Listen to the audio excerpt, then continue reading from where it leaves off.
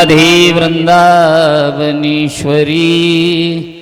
वसुभानुसुती देवी प्रणामी हरिप्रिय वाञ्छकल्पतरुभ्यश्च कृपा सिन्धुभ्येव च पतितानां पावनेभ्यो वैष्णवेभ्यो नमो नमः। यैव यैव यैव यैव यैव यैव यैव यैव दावोनिया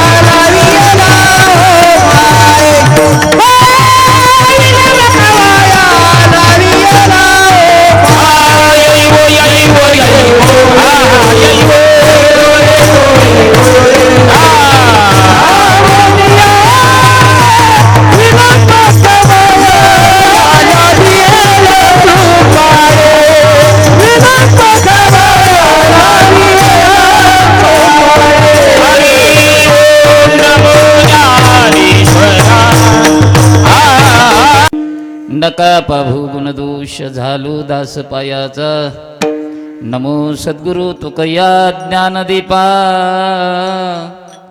नमो सद्गुरु सच्चिदानंद रूपा नमो सद्गुरु भक्त कल्याण मूर्ती नमो सद्गुरु भास्करा पूर्ण कीर्ती विठाला विठाला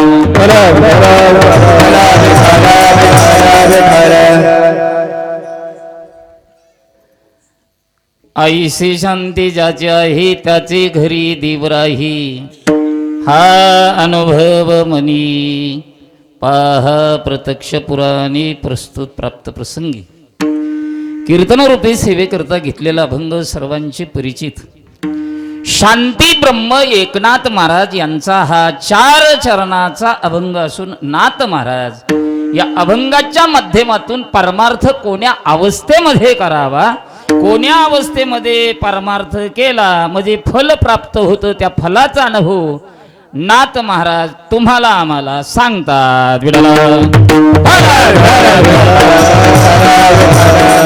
कीर्तन सुरू करण्यापूर्वी काही महत्वाचा परिहार द्यायचा म्हणजे तो असा साधू संतांच्या आशीर्वादाने भगवान परमात्म्याच्या कृपेने प्रभू रामचंद्राच्या कृपेने बजरंगबलीच्या कृपेने समस्त ग्रामस्थ मंडळी मौजे श्री क्षेत्र पाचेगाव या भाविकांच्या सहकार्याने उभ्या महाराष्ट्राचं श्रद्धास्थान सद्गुरू नगदनारायण महाराज सद्गुरू महादेव बाबा तुमचं आमचं पूर्ण सर्वांचं श्रद्धास्थान सद्गुरू भगवान बाबा या 3 संत महंतांच्या आशीर्वादाने पूजनीय वंदनीय प्रेममूर्ती गुरुवर्य शिवाजी बाबा यांच्या शुभ हस्ते जगद्गुरु तुकोबराया संस्थांचे मठाधिपती पूजनीय वंदनीय हरिभक्तीपरायण श्री महंत संभाजी महाराज यांच्या कुशल मार्गदर्शनाने संपन्न होत असलेले या नामसप्ताहातील नामयज्ञातील आजचं हे 6व्या दिवसाचं कीर्तन पुष्प बाबाच्या आज्ञाने सर्व ग्रामस्थ मंडळी तरुण मंडळी सर्वांच्या वतीनं माझ्याकडे आलेली सेवा तुका म्हणे मज घडू त्यांची सेवा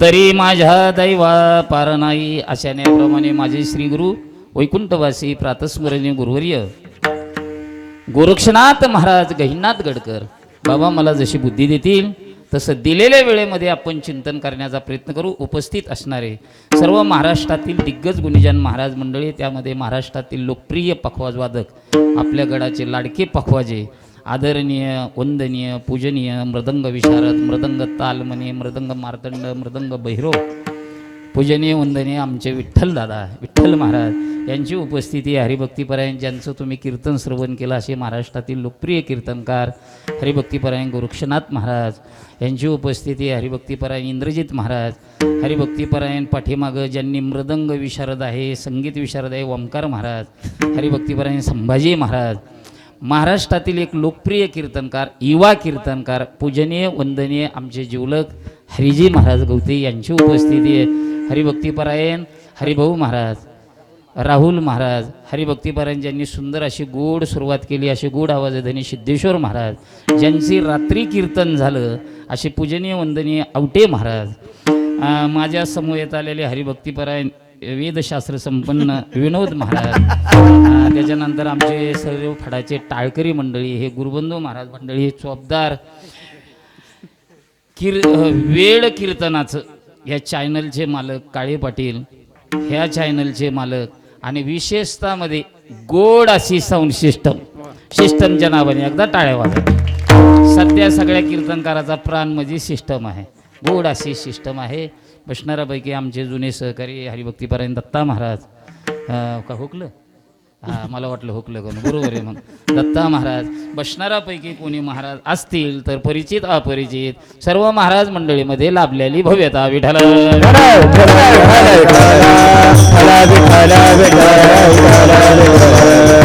अभंग 4 चरणाचा आहे. कोणाचा आहे? प्रतापगड पुढं कोणाचा आहे अभंग? ते म्हणे तुला कशाला बोललेलं आहे, तूच सांग कोणाचं आहे म्हणून. मला इकडे बा, कीर्तनामध्ये किती लोक आहे याला महत्व नाही, सप्ताह किती मोठा आहे यालाही महत्व नाही, ते कीर्तन ऐकण्याकरता तरुण किती याला फार महत्व आहे बरं. म्हणून हे एवढेच तरुण असताना मी तर सतत सांगत असतो, आपण लाखो रुपये खर्चून कुठे सांगतो बा, सप्ताह किती लाखाचा आहे याला महत्व नाही, पण त्या सप्ताहामध्ये कीर्तन ऐकण्याकरता तरुण किती हे महत्त्वाचं आहे. तुम्ही लाखो रुपये सप्ताहामध्ये खर्च करता, बरोबर आहे की नाही? मग आता 50 कीर्तनात तरुण बसलेले विठ्ठल भाऊ, किती किती 50ही तरुणाच्या अंतकरणाला सगळ्या महाराजाचे शब्द बिंबतील असं नाही. पण 50 तरुणापैकी 8 कीर्तनकारापैकी एखाद्या कीर्तनकार महाराजाचा शब्द 50 तरुणापैकी एखाद्या तरुणाच्या अंतकरणाला जर तो शब्द बिंबला, असं समजायचं का सप्ताह सफल झाला असं त्याचा अर्थ. असे कीर्तनात तरुण पोरं बसलेले, मी ज्यांचा अभंग शिवे करता घेतला का, त्यांच्या परंपरेतल्या महाराजाचं कीर्तन चालू होतं, ज्यांच्या कुळामध्ये महाविष्णूने अवतार घेतला माझ्या नाथबाबांनी, ते भानुदास महाराजांचं कीर्तन चालू होतं. आणि कीर्तनात बरेच तरुण पोरं बसलेले होते आणि महाराज सांगत होते, देव असाही देव तसाही. ते बसलेलं एक तरुण पोरग म्हणलं, महाराज लई वेळचं चाललं हो, देव असा आहे देव तसा आहे, नेमका कसा आहे तो सांगा ना. कीर्तनातलं पोरग म्हणलं बसलेलं, पोरांनी विचारायला पाहिजे महाराजाला, सांगा महाराज देव कसा आहे. महाराजांनी सांगितलं देव असा आहे पोरा हो, कसा आहे? आंधळ्यासी डोळे पांगळ्यासी पाय, आंधळ्यासी डोळे पांगळ्यासी पाय, डोळे पांगळ्यासी पाय, आंधळ्यासी डोळे पांगळ्यासी पाय. बोला बोला, कानी रे बहिरे ऐकते, कानी रे बहिरे ऐकते, बहिरे ऐकते, कानी रे. फक्त आपलं पोरापुरतं पाहायचं. आंधळ्यासी डोळे पांगळ्यासी पाय, बहिरे ऐकती कानी रे. थांबलो वाप्रमाण. ते पोरग म्हणलं, महाराज आम्हाला समजलं बुवा, आंधळ्याला डोळे, पांगळ्याला पाय, मुक्याला वाचन, बहिऱ्याला कान, ते देणारा देव कुठे असतो? कीर्तनातलं पोरग बोलतय. महाराजांनी सांगितलं तो देव आहे ना पंढरपुराला तो भीमा तिरी वसविले नगर भीमा त्याचे नाव पंढरपूर इथल्या मुखासी चार भुजाचा बाईला 16,000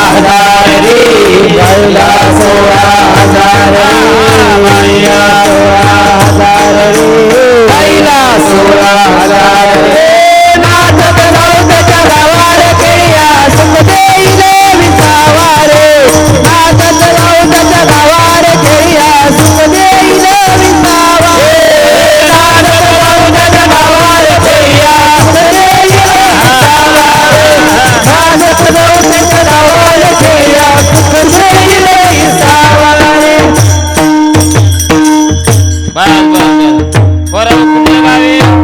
पंढरपूरला गेलं कांदळ्याला काय येते डोळे येते मुक्याला मोठ्याने बोल ना हा तोंड येत आणि बहिऱ्याला कान येते पांगळ्याला कोणाकडे गेलं तर देवाकडे गेलं तर ते म्हणे पंढरपूर हे गाव आहे बुवा पण पंढरपूर म्हणजे काही पाचे गाव नाही.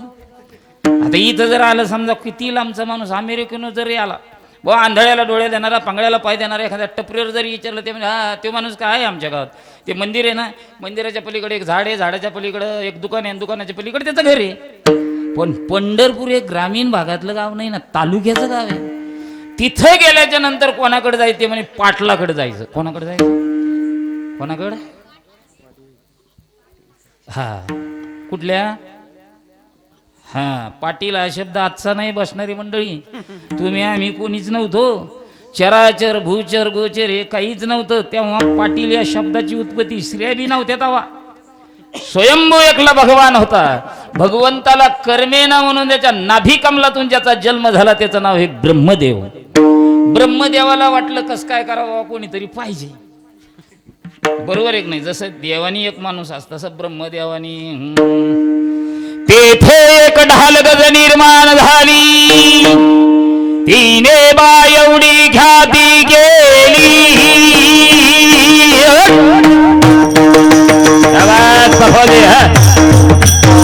वा वा जय हो झाली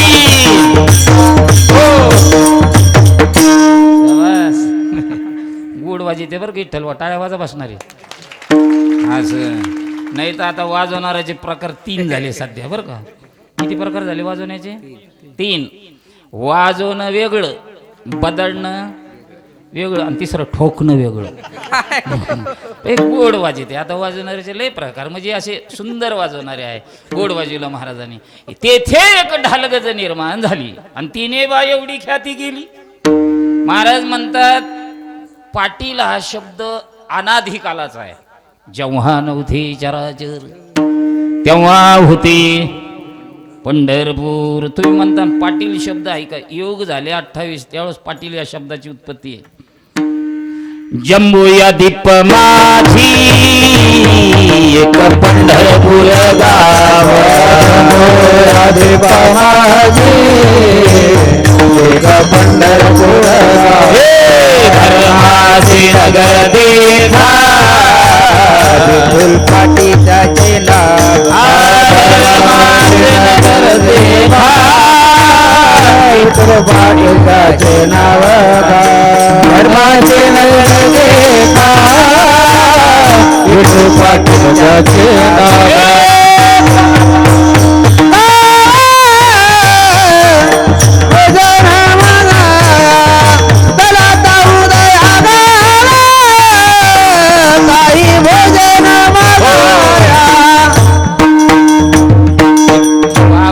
बाबाच्या लक्षात आलं यालाच ॲडजस्टमेंट म्हणतात. विठ्ठल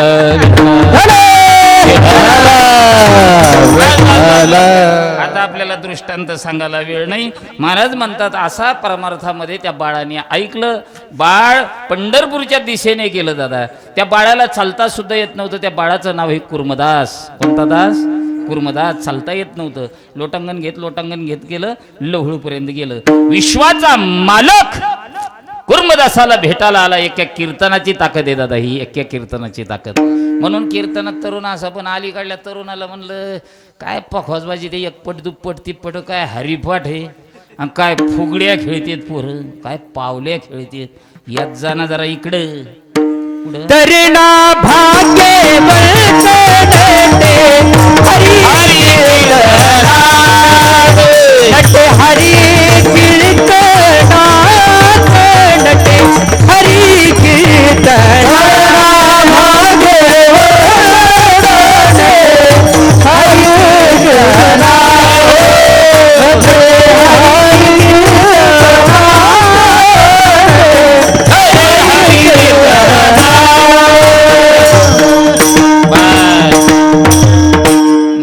सगळे म्हणते या इकडं हरिपाठाला याचा. बाबांनी हे सांगितलं, संभाजी बाबांनी हे सांगितलं, याचा पोर हो.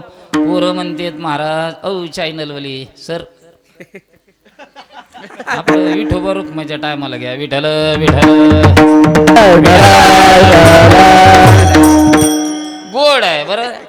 ऐका, आपण जर तरुणांना म्हणलं या कीर्तनाला या, रामायणाला या, हरिकथेला या, आजचा तरुण काय म्हणतो माहिती आहे का, महाराज येण्याबद्दल काहीच नाही. ते काय म्हणतो, तुम्ही बोलत चला, मी अनुभवातलं बोलतो, येण्याबद्दल काहीच नाही. म्हणलं मग तू येशील कधी इकडं? ते म्हणतो महाराज एकदा 60-65 झाली का तोच धंदा आहे. कोणता? आता ह्यो धंदा आहे होय. आणि कोणाला गॅरंटी आहे 60-65 झाल्यावर इथं येईनच म्हणून? अरे याची गॅरंटी नाही. 3.5 हाताचं शरीर आहे महाराज. काही जण इथं किक मारतात आणि तिकडून मेसेज येतो गेले.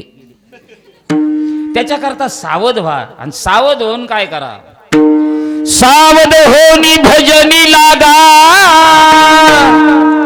देव करा कैवारी, मल्हारीची वारी माझ्या मल्हारीची वारी, हा मल्हारीची वारी माझ्या मल्हारीची वारी, मल्हारीची वारी माझ्या मल्हारीची वारी, मल्हारीची वारी माझ्या मल्हारीची वारी,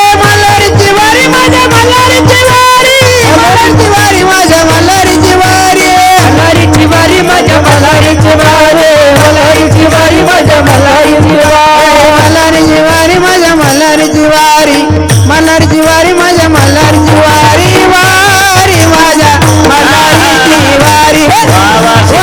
माझ्या मल्हारीची वारी, वारी माझ्या मल्हारीची वारी, वारी माझ्या मल्हारीची वारी. हेही प्रमाण नाथ महाराजांचं जे शांती ब्रह्मनाथ महाराज तुम्हाला आम्हाला जाग करतात.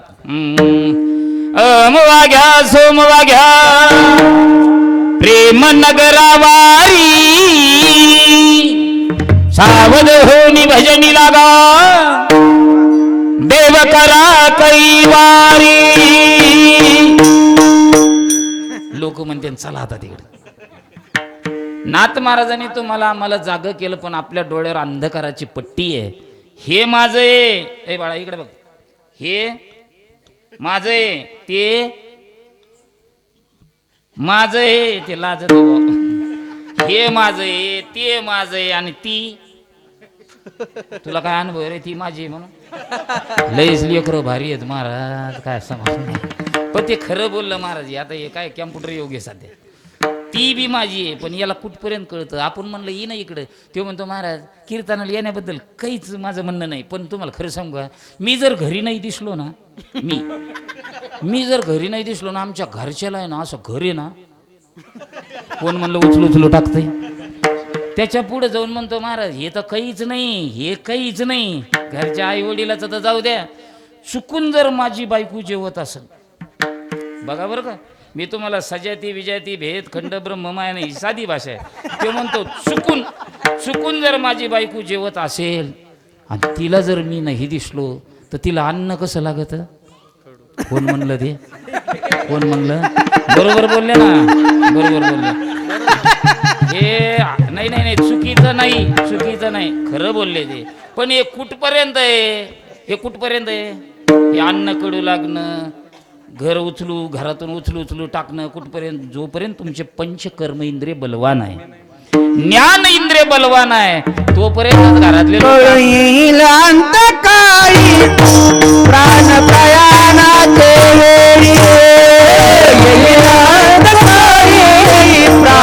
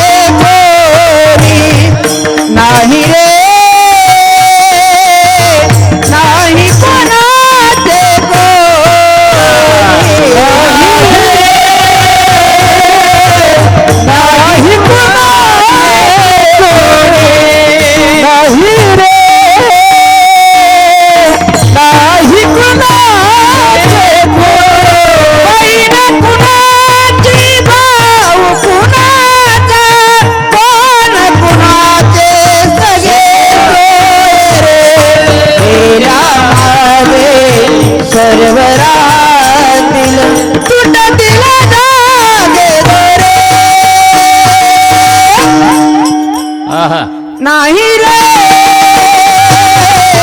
नाही कुणाचे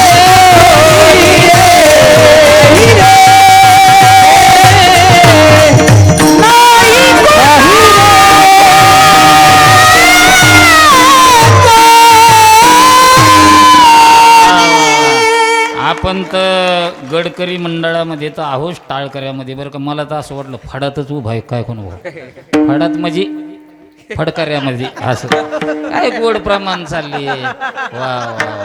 काय म्हणले महाराज नाही कोणाचे कोणालाच कळलं ना. म्हणणारे सुद्धा म्हणतात नाही कोणाचे.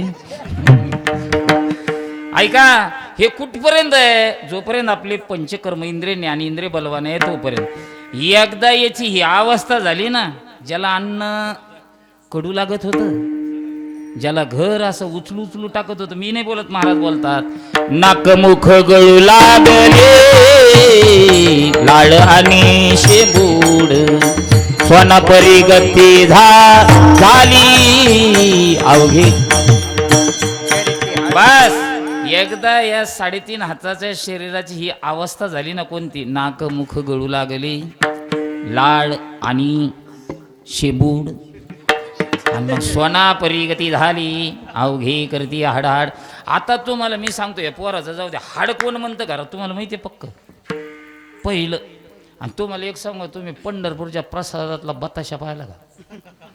जुन्या माणसाला माहिती यांना हे बसलेले पंढरपुरात गेले का ते म्हणायचे बाकी नाही नसलं काहीतरी चालन पण बताशा असू द्या त्याच्यात.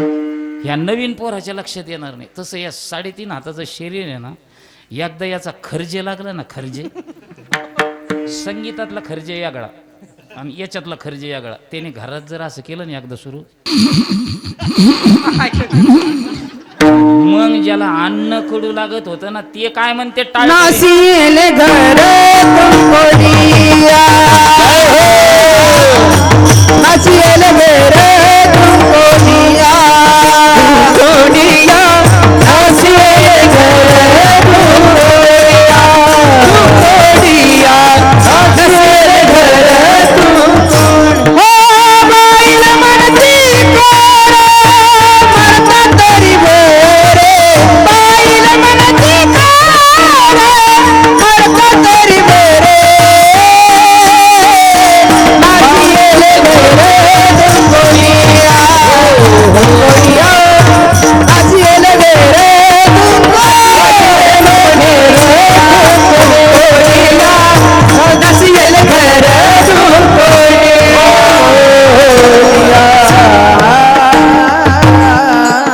गोड प्रमाण दिलं सिद्धेश्वर महाराजांनी. बाईल म्हणे खर खर म्हणजे गाढव आणि नासियेले घर थुंकून ज्याला अन्न कसं लागत होतं बाळा कडू. आता काय म्हणते ती हाड कोणाला अरे ज्याला घर उचलू उचलू टाकीत होतं त्याला म्हणा लागले तर आता घरातले हाड.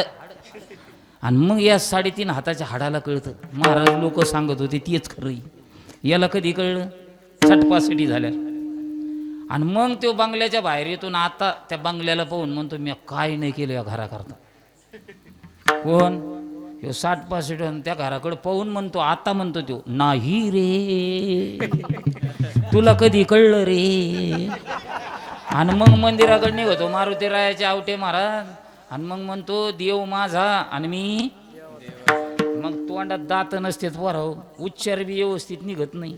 ते म्हणतो महाराज लोक म्हणत होते इठ्ठल इठ्ठल म्हणा म्हणून. गावात कोणीच नाही हो एकलाच मंदिराकडे निघलेला राहतो आणि भजन करत करत निघलेला राहतो. इठ्ठला इठ्ठला नाही म्हणत तो इथल्ला इथल्ला आणि इथल्ला. आणि त्या मारुती रायाला सांगतो इथल्ला इथल्ला इथल्ला. योग चांगले त्या बजरंग बलीला बोलता येत नाही नाही तर एका गदात याला घरी पाठीला असतं. नको त्या टायमाला तिथं डोकं आउट करतं महाराज देवापाशी. आता बघा ना याच्याच घरातले कुटुंबातले काय म्हणते हे अनुभवातलं बोलतोय. पोरग घरी येतं याचं शुद्ध बीजा पोटी पोरग घरी येतं आणि ते महिला म्हणतं ए आई यानं काय म्हातारे कुठे गेलं रे. ती माया म्हणते असते ना इकडे तिकडे कुठं बसलेले बरं का इकडे तिकडे कुठेतरी असते. ती पोरग महिला म्हणतो मै आई तू काही म्हण बरं का तू काही म्हण खोटं नाही सांगत तू काही म्हण माझ्या बापाला आहे ना. शाबास शाबास बाबा शाबास. काय अनुभवातले बोलायचं त्यांची. माझ्या बापाला डोकंच नाही हे कोण म्हणतंय पोरग म्हणते. आता त्या पोराची माय काय म्हणते? त्या पोराची माय, पोरा अरे तुला आत्ता कळलं, पोरा तुला आत्ता कळलं तो आहे बापाला, मला बऱ्याच दिवस माहिती आहे त्यांना.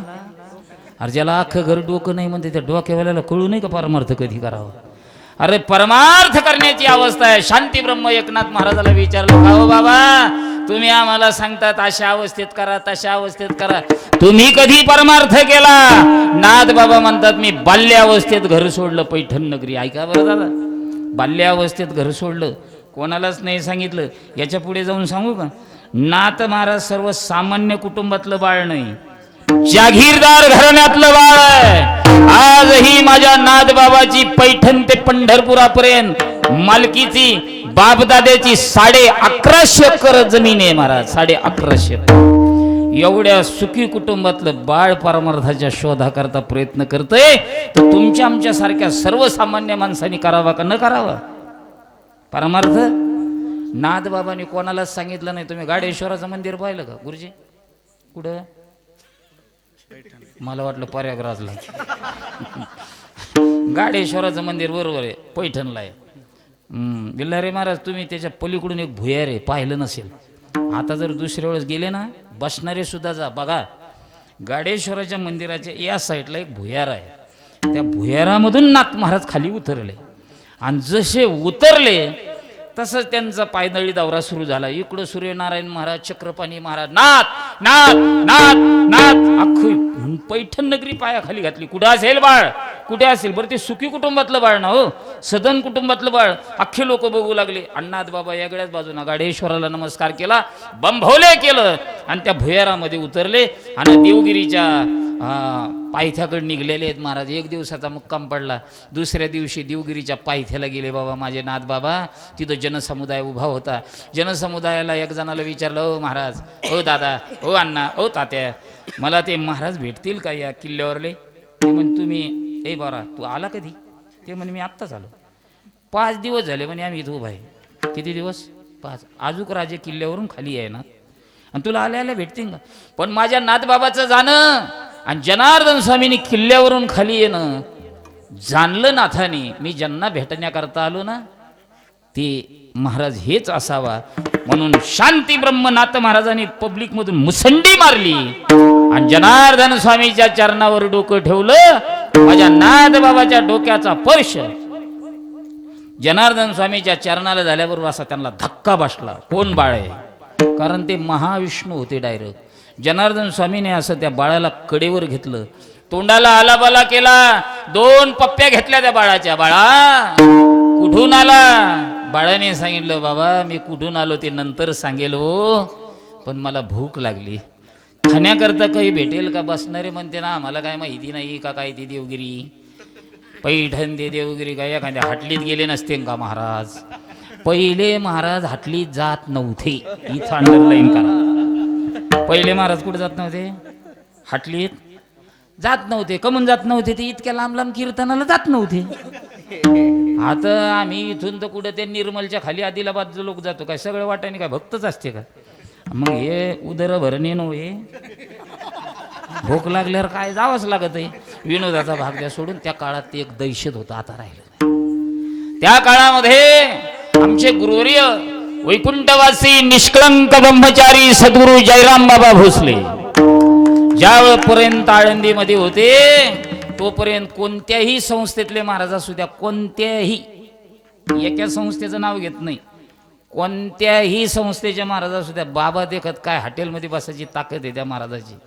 बाबाची सायकल जर सिद्ध बेटाकडून आली आणि अचानक जर एखादे महाराज जर हॉटेलमध्ये बसलेले असतील आणि बाबाच्या घंटीचा आवाज जर कानावर पडला सायकलच्या, तर ते महाराज टेबलवर नव्हते बसत, टेबल खाली लपवत होते. आणि हॉटेलवाला मालक सांगत होता अजून महाराज गेले नाही, तिथंच. कारण त्या हॉटेलवाल्या मालकाला वाटायचं हे महाराज आहेत ना बाबा, ह्या महाराजाला मारते ना मला मारते, एवढं दहशत होतं बाबांचं. आता समजा माझाच शिष्य विद्यार्थी, दुसऱ्याचं कशाला सांगायचं, माझंच सांगतोय.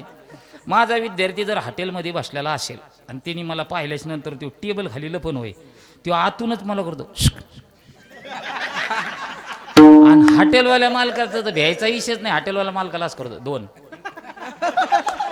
दोन संघ चहा पितून बाहेर निघतो.